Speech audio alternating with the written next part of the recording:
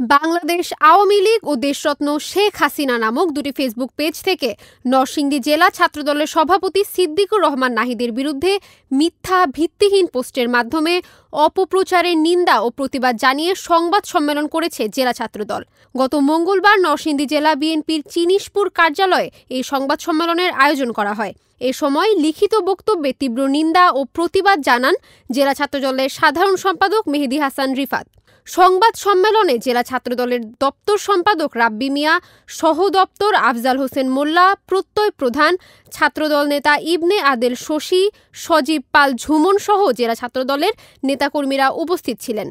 এ সময় জেলা ছাত্রদলের সভাপতি সিদ্দিকুর রহমান নাহিদ বলেন, বাংলাদেশ আওয়ামী লীগের ভেরিফাইড ফেসবুক পেজ এবং দেশরত্ন শেখ হাসিনা নামের দুটি আইডি থেকে আমার ছবি এডিট করে অপপ্রচার চালিয়ে আসছে, যেটিতে এআই টেকনোলজির মাধ্যমে আমার কোমরে পিস্তল সাদৃশ্য বস্তু দেখানো হয়েছে।